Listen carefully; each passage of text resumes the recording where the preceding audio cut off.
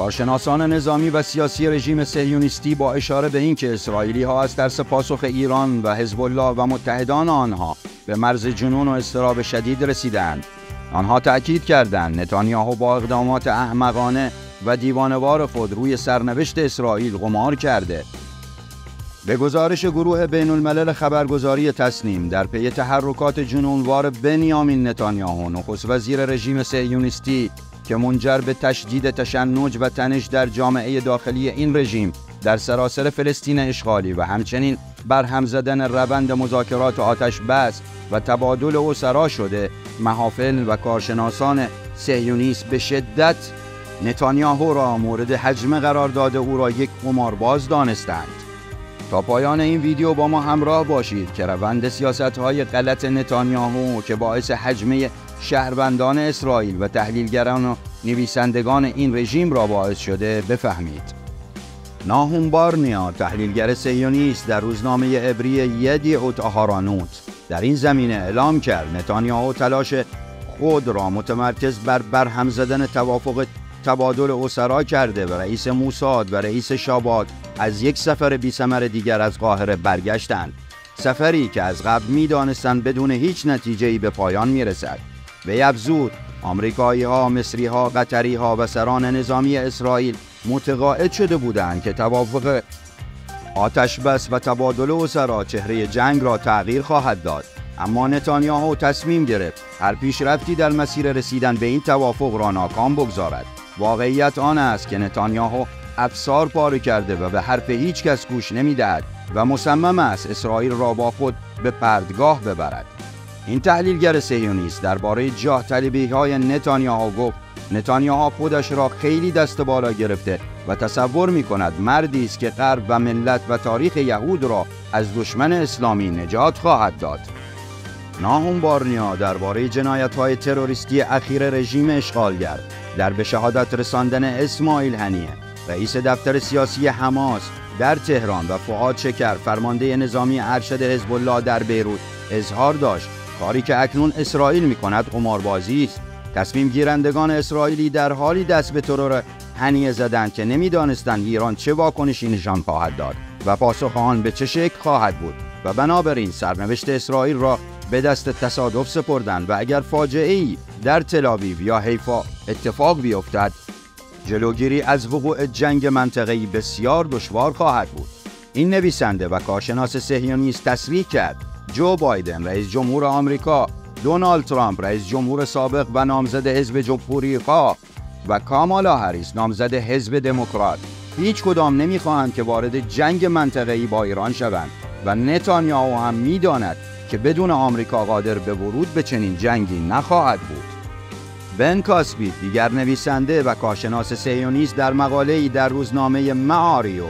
در این زمینه اظهار داشت درست است که تا این لحظه هیچ کس موفق نشده بفهمد نتانیاهو می‌خواهد به کجا برسد، اما نکته روشن این است که نتانیاهو هر کاری هم می‌کند به دنبال آزادی اسرای اسرائیلی نیست. نتانیاهو همه تلاش خود را به کار بسته تا امور را پیچیده کند و مانع از هر پیشرفتی برای بازگرداندن اسرا به خانه‌هایشان شود. وی افزود نتانیاهو به بازی دوگانه معروف خود ادامه می‌دهد و هدف وی خریدن زمان و فریب دادن همه است و اکنون مانند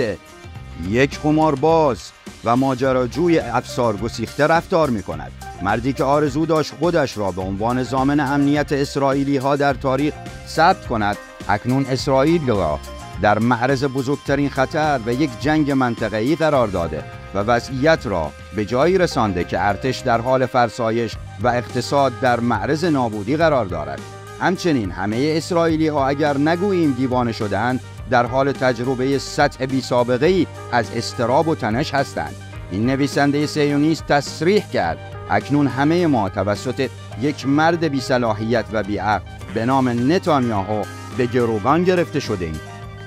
که روی سرنوشت اسرائیلی‌ها قمار می‌کند. همه می‌بینند که نتانیاهو چگونه افسار پاره کرده و چگونه با رئیس جمهور آمریکا و رؤسای سرویس‌های امنیتی صحبت می‌کند و به دنبال برکناری یوآو گالانت وزیر جنگ، هرزی هالیوی رئیس ستاد ارتش و رونین بار رئیس شاباک است. بن کاسبی با لحنی کنایه‌آمیز گفت نتانیاهو اگر می توانست از شر همه ما خلاص می شد. او احساس می کند که هیچ یک از اسرائیلی ها لیاقت وی را ندارد. تنها چیزی که به ذهن نتانیاهو نمی رسد این است که واقعا اوست که باید به خانه برود و تنها مانع متحد شدن اسرائیلی ها برای نجات اسرائیل است. و در ادامه به وضعیت پرتنش و هیستریک شهرک نشینان صهیونیست در سایه ترس از پاسخ ایران و محور مقاومت اشاره و تأکید کرد. اسرائیلی ها اکنون با چشمانی خسته و نگران به اتفاقاتی که میافتد نگاه میکنند و هر لحظه منتظر حمله ایران، حزب الله و حوثی ها هستند و کسی نمیداند واقعا چه اتفاقی قرار است بیفتد. این نویسنده صهیونیست تأکید کرد وضعیت روحی و روانی اسرائیلی ها فاجعه بار است و به نظر می رسد مؤثرترین سلاحی که ایرانی ها علیه ما به کار بردند سلاح عدم اطمینان است و در حالی که ما از ترس خیس عرق شده ایم این وضعیت ما برای آنها سرگرمی است. از طرف دیگر آموس هریل تحلیلگر سیاسی برجسته رژیم صهیونیستی در روزنامه عبری هآرتس گفت نتانیاهو به گونه‌ای شاد است که انگار اتفاقات اخیر از ترورها گرفته تا تشویق‌هایی که از مقامات آمریکایی در کنگره دریافت کرد موجب شده او تصور کند شایستگی حکومت دائمی بر اسرائیلی ها را دارد.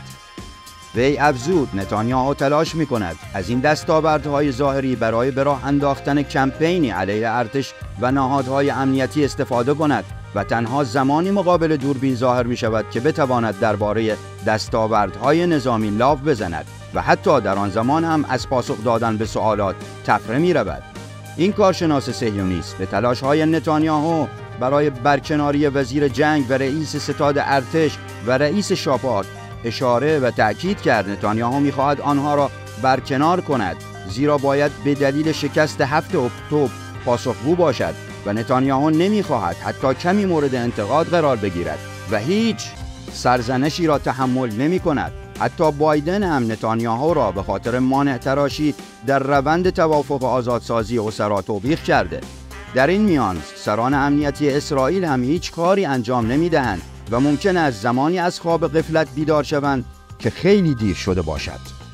با تشکر از شما عزیزان که تا پایان این ویدیو با ما همراه بودید. لطفاً با ساب و کامنت نظرات ما را پشتیبانی کنید.